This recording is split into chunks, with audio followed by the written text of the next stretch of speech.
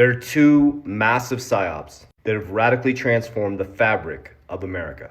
Now, before I start, I'm proud to be an American. I built 6 companies in America. I serve my country. Things happen so slowly and so methodically that we can't see it until it's too late. One is kicking your kids out at 18, saying they're an adult. Number 2 is the socially engineered middle class after World War II.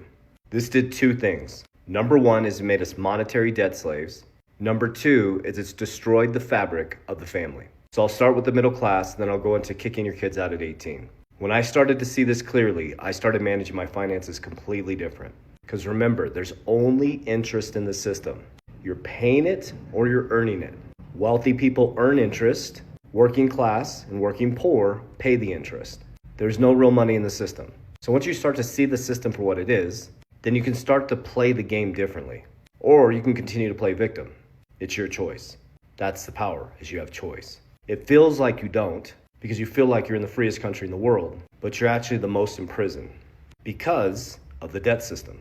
So after World War II, our grandparents came from the Great Depression. They were forced into absolute survival. So after World War II, when they came back, they were really looking for safety. So the American dream was packaged up in mortgages, getting your auto loan, your white picket fence, a job that you stay out for 30 to 40 years, get your good health care, a nice pension. It's obedience by design. And as we moved along, it became easier and easier to monetize against future labor that you haven't even worked yet. Let me explain.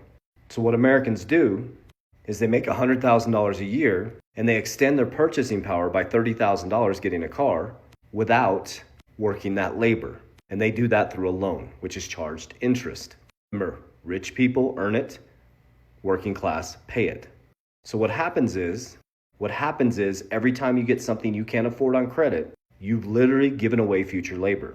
So then what happens is as your income goes up, you increase your debt monetization, taking away from your future labor, trapping you in the system. Now that we've landed in 2026, we have more debt than we have income, consumer credit's over $1 trillion, savings are drained of Americans, and there's no way out.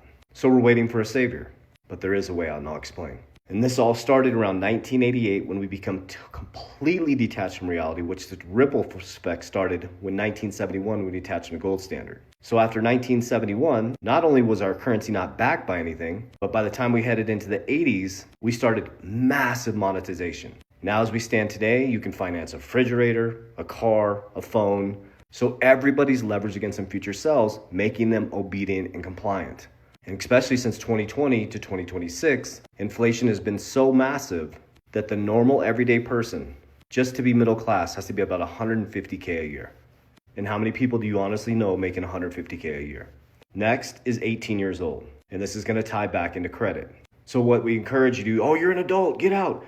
Get a good credit score, get a good grade point average, good credit score. So the schooling system, you go to school, 2 15-minute breaks, a lunch, you bring your homework home, got to get a good grade point average. They're training you to be a worker that is a monetary debt slave, that has to be obedient when you think you're free in the freest country in the world. So now we force our kids at 18 to move out, spend $100,000 on college, get their credit card, get their first auto loan. Well, guess what that does? Number 1, they're not an adult at 18.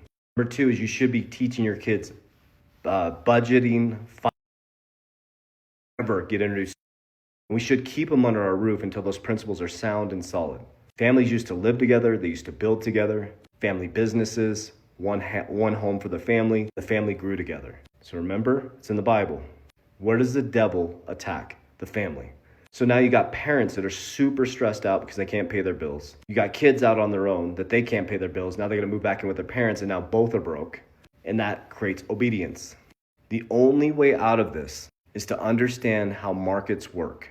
To understand how the 1% remain the 1%. Rule number 1 is with their first pay, they assets or cash flow. Income is different from cash flow. Income, you have to trade labor for. Cash flow, you make money while you sleep. Rule number 2 is they work to minimize as much personal debt as possible. Most of our debt is on the business side. My cars are on the business side. My personal debt is 0. Because on the personal side, if I have interest I'm paying, I have to beat the hurdle rate with my investments. So it feels like I'm getting ahead, but with inflation and interest on that side, I'm actually treading water.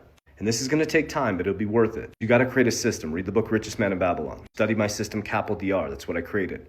Take income, even if it's just a little bit. You create cash flow. Some examples are side hustles, use cash generating dividends, start a business.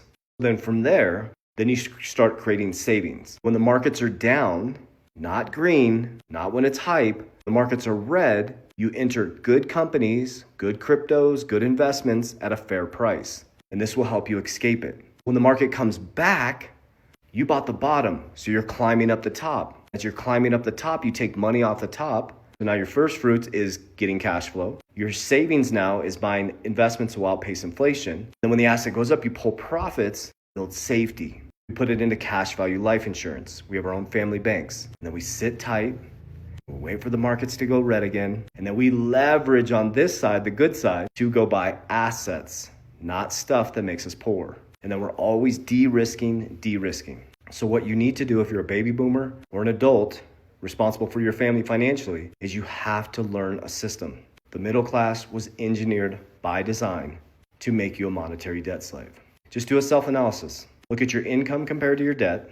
Look at what your 401k or your investment is making compared to the interest you're paying. There's your starting point. You'll be able to see very clearly, just because you can't see it because they're in little payments that you're paying, you will see that you're treading water. It's the first start awareness. Then you create a budget. Then you find ways to create cash flow. Then you study the markets, buy when it's red, sell when it's green. Then secure in things like precious metals, insurance. But this is a critical turning point right now. We have to wake up because I'm here to tell you that the 1% is going to become extremely wealthy. And the disparity between the wealthy, just like it used to always be before the middle class was engineered, and the working poor is going to be massive. You only have two choices. Learn the system, play the system, win within it, or create your own system. That's going to take a lot of capital. I'm just bringing you the truth of what it is and the reality of how I got out of it. So don't kick your kids out at 18. Stop buying shit you can't afford to impress people you don't like. Build an ecosystem. Touch grass. Honor God in all you do. You know there is a way out. It's not going to be easy, but it will be worth it.